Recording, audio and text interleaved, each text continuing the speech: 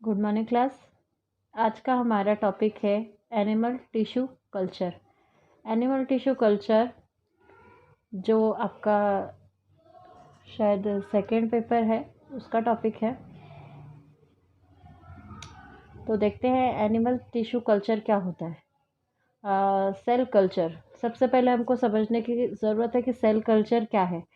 Cell culture is the process by which cells are grown under control conditions generally outside of the natural or environment।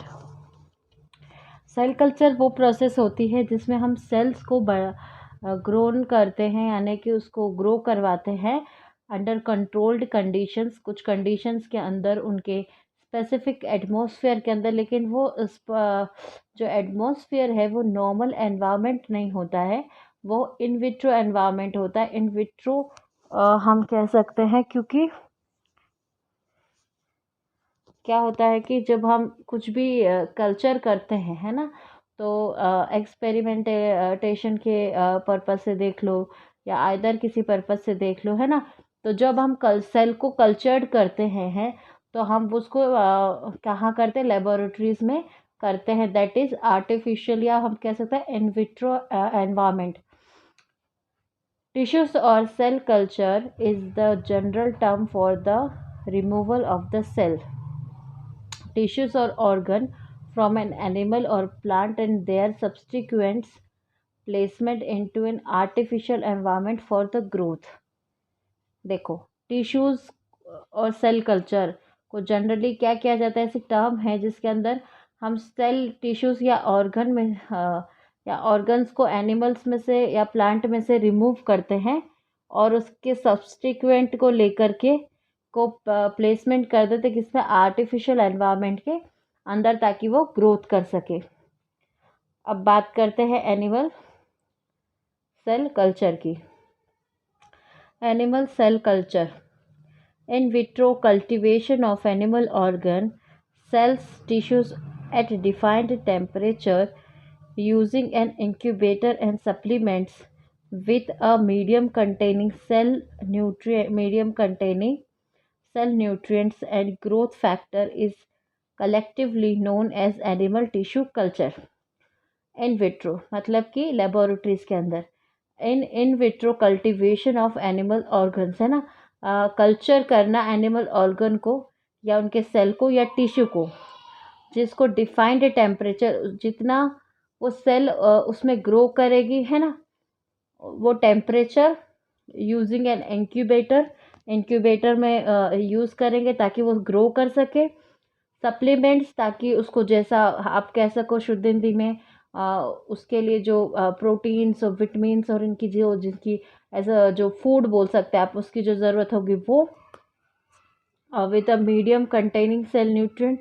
और जो mediums होंगे cell nutrients हो सकते हैं, उसकी growth factors हो सकते हैं ना, जो कि हम कलेक्टिवली मतलब कलेक्ट करके उसको एक स्पेसिफिकली पेट्री डिश के अंदर या हम उसको कल्चर करवाते हैं, तो हमको एनिमल टिश्यू कल्चर उसको हम कहेंगे, ठीक है। And will continue to grow if supplied with appropriate condition and nutrients. तो वो ग्रोथ क्या होती है, वो कंटिन्यू रहती है। हम सप्लाइड करते क्या क्या, अप्रोप्रिएट कंडीशंस पहले उसको देंगे, जिस कंडीशंस में वो सेल्स ग्रो कर सकती है, वो कंडीशंस, वो एटमॉस्फेयर, वो टेम्परेचर हम उसको देंगे। और साथ ही साथ टाइम टू टाइम उसको न्यूट्रिशंस भी दिया जाएगा, जिससे वो पर्टिकुलरली अच्छे से ग्रो कर सके। Culture process allow the single process to act as an independent unit. Culture process allow करती सिंगल प्रोसेस, या हम इसको सिंगल प्रोसेस या ऐसा कह सकते हैं कि इंडिपेंडेंट यूनिट होती है ये, ठीक है। Cells are capable of dividing. Cells, क्योंकि सेल का सिंगल स्ट्रक्चर होता है और सेल में सेल फर्टिलाइजेशन का प्रोसेस होता है, तो हम किसी में से भी, देखो बेसिक कॉन्सेप्ट होता है कि सेल से बनते हैं टिश्यू, टिश्यू से बनते हैं ऑर्गन, है ना। तो अगर हम किसी सेल को ग्रो करवाएंगे तो हमको टिश्यूज तो ऑटोमेटिकली मिल जाएंगे, है ना। तो सेल्स हम सबसे पहले किसको लेते हैं, हम सेल्स को लेते हैं ना। कलेक्ट करते हैं तो सेल्स को लेते हैं, उससे हम किसी भी जिस भी एनिमल की या ह्यूमन की हम सेल लेते हैं उसके टिश्यूज हम बना सकते हैं। तो सेल्स क्या होती, कैपेबल होती अपने आप को डिवाइड करने में। अब देखो, animal cell culture media very in their complexity but most contain. जो कल्चर मीडिया होता है वो थोड़ा सा कॉम्प्लेक्सिटी को वेरी करता है, पर उसके मोस्ट कंटेनिंग जो पार्ट्स होते हैं, जो मीडिया आप बोल सकते हो जो उसके अंदर आता है, या आप सब्सटीट्यूएंट्स बोल सकते हो, जो केमिकल्स हम इस्तेमाल करते हैं वो, है ना। तो एमिनो एसिड कितना लेते हैं हम, 0.1 to 0.2 mm। विटामिन लेते हैं हम कितना, विटामिन में हम लेंगे कैल्शियम 1 μm। सॉल्ट्स में क्या ले लेंगे, NaCl 150 mm। पोटेशियम क्लोराइड लेंगे 4 to 6 mm, और कैल्शियम क्लोराइड ले लेंगे 1 to 1 mm, और ग्लूकोज कितना लिया जाएगा 5 to 10 mm। ठीक है। अब हम बात कर लेते हैं थोड़ी सी कैरेक्टरिस्टिक्स की। क्या होते हैं characteristics?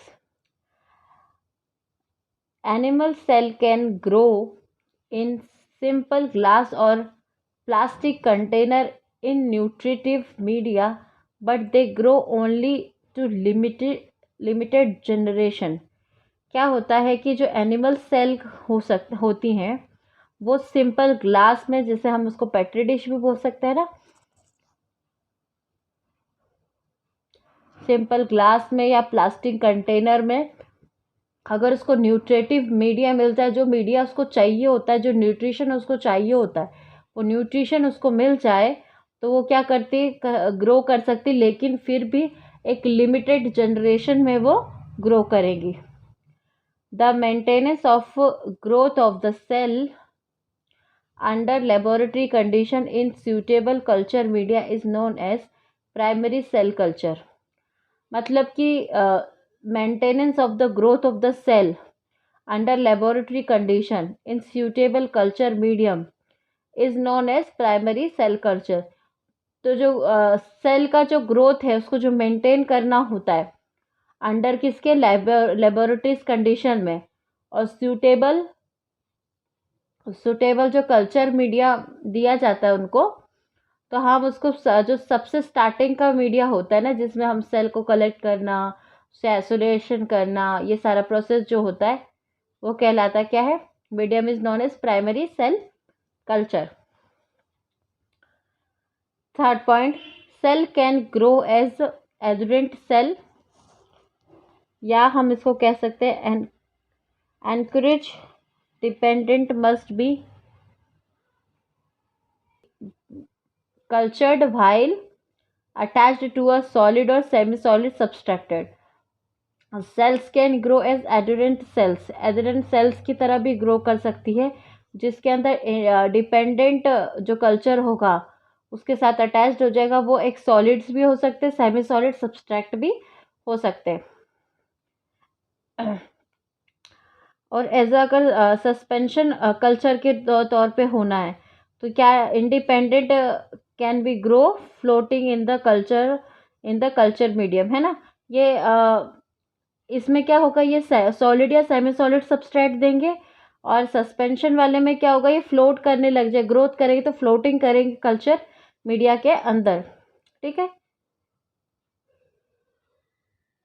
The primary culture is sub cultured in fresh media to establish secondary culture.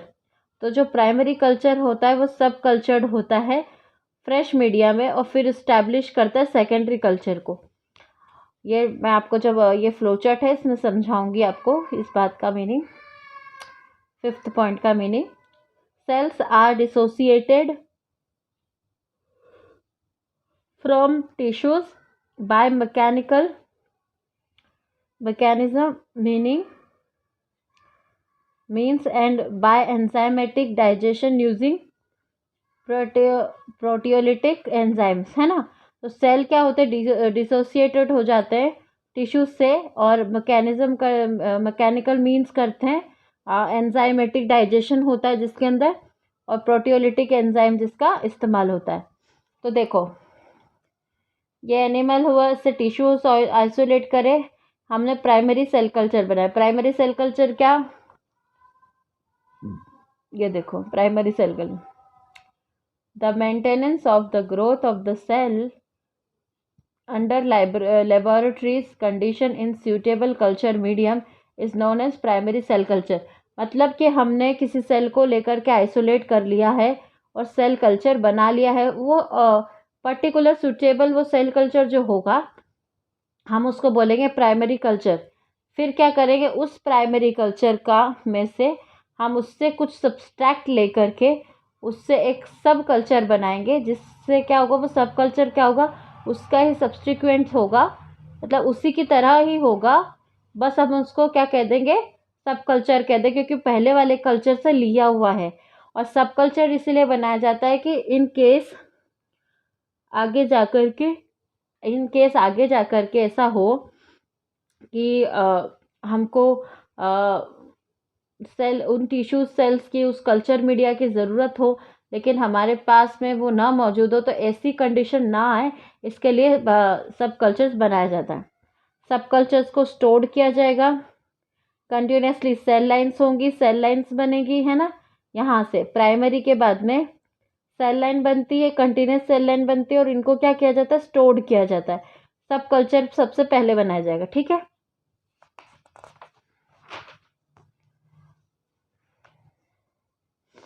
अब हम बात करते हैं कल्चर मीडिया की, कि कौन कौन सा कल्चर मीडिया इसमें इस्तेमाल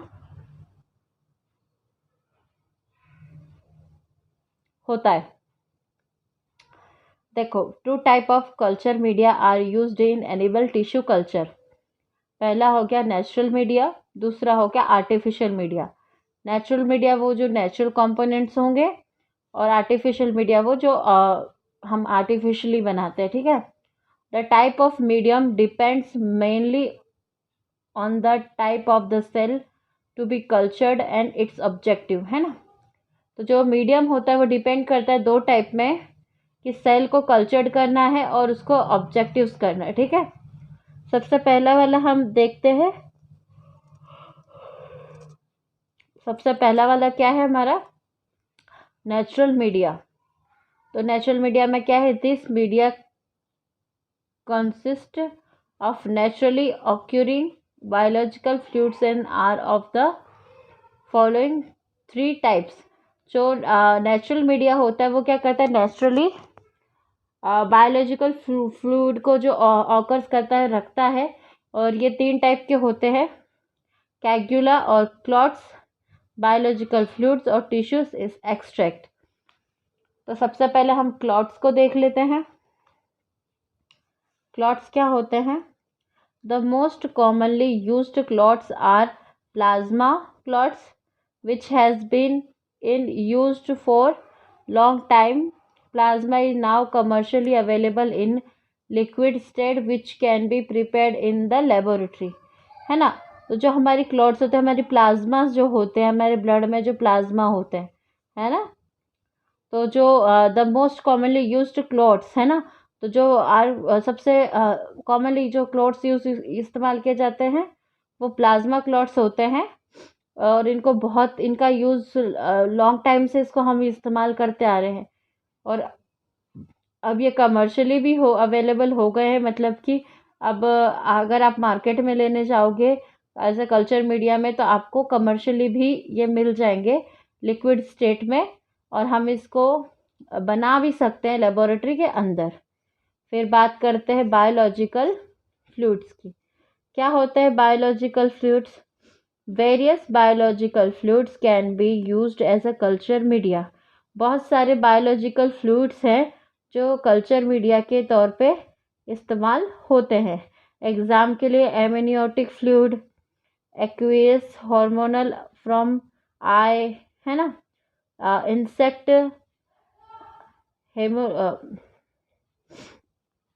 हेमोलिम्फ सीरम इटीसी, है ना। तो बहुत सारे फ्लूइड हो गए हैं, जैसे कि कौन कौन से, एमनियोटिक फ्लूइड हो गया, एक्वेसिस ह्यूमरल फ्लूइड हो गया जो कि हम आई से ले सकते हैं। इंसेक्ट का हीमोलिम्फ हो गया या हेमोलिम्फ कह सकते हैं। सीरम हो गया, सीरम सबसे कॉमन होता है। Serum is the most widely used, serum सबसे ज़्यादा इस्तेमाल होता है। वाइडली मतलब मोस्टली इस्तेमाल किया जाता है, ठीक है ना। फिर बात करते हैं टिश्यू एक्सट्रैक्ट की। टिश्यू एक्सट्रैक्ट इसमें कैसे आता है वो हम देखते हैं।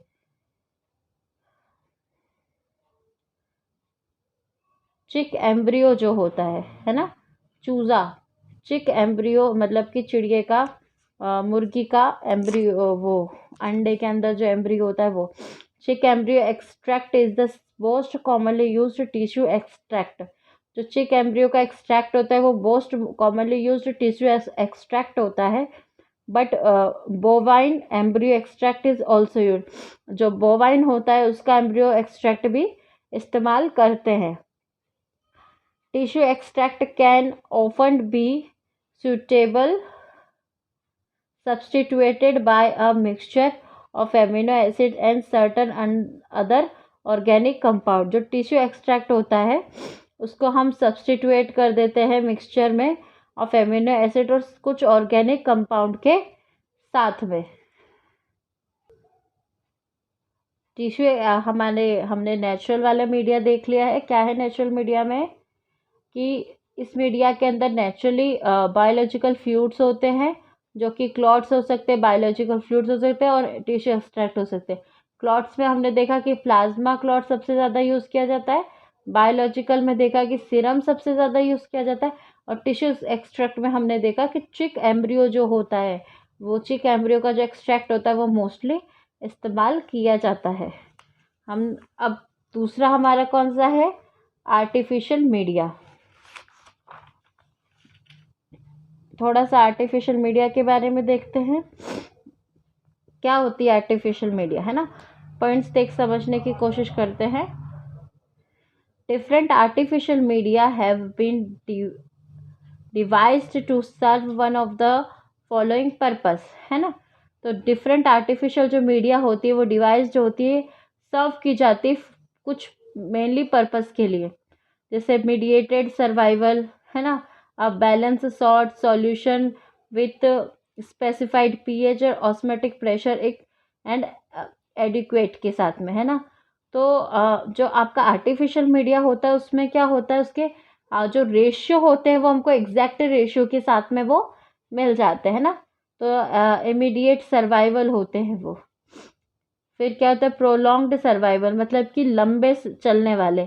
तो इसके अंदर भी balanced salt solution supplement with serum और with suitable formation of organic compounds, है ना। तो जो प्रोलॉन्ग्ड होते हैं, जो लंबे चलने वाले होते हैं, उसमें क्या होता है, बैलेंस्ड सॉल्ट आ जाते हैं, सॉल्यूशन सप्लीमेंट्स आ जाते हैं, सीरम आ जाता है और भी सूटेबल फॉर्मुलेशन होते हैं ऑर्गेनिक कंपाउंड के जो इसके अंदर आते हैं।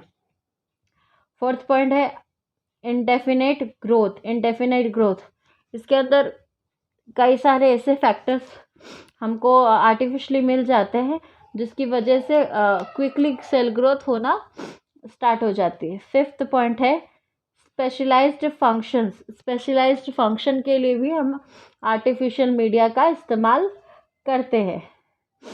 आर्टिफिशियल मीडिया में भी grouped into following types.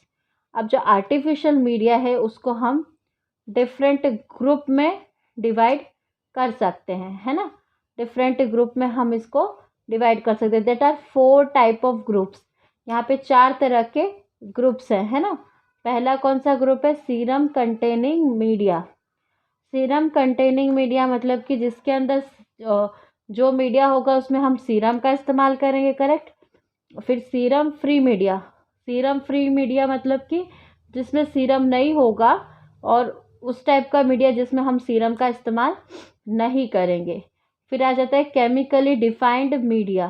Chemically defined media क्या होता है, जिसमें हम केमिकल्स का इस्तेमाल करते हैं एज अ मीडिया के तौर पर।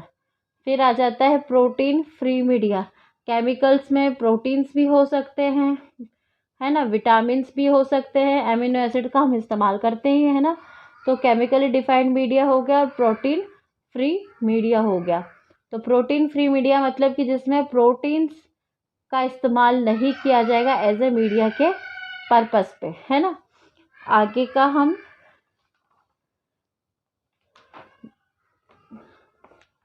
देखेंगे। अभी हमने क्या देख लिया है, एनिमल टिश्यू कल्चर के बारे में देख लिया कि क्या होता है ना। उसके अंदर जो मीडिया इस्तेमाल होता है उनमें रेशियो क्या होता है, कितना कंटेनिंग होता है ना। कैरेक्टरिस्टिक्स देख लिए हमने उसके, उसका फ्लो चार्ट समझ लिया है। कल्चर मीडिया देख लिया है, उसके टाइप देख रहे हैं हम। नेचुरल मीडिया हमने देख लिया था, हम आर्टिफिशियल मीडिया पढ़ रहे हैं। तो आगे का हम कंटिन्यू करेंगे।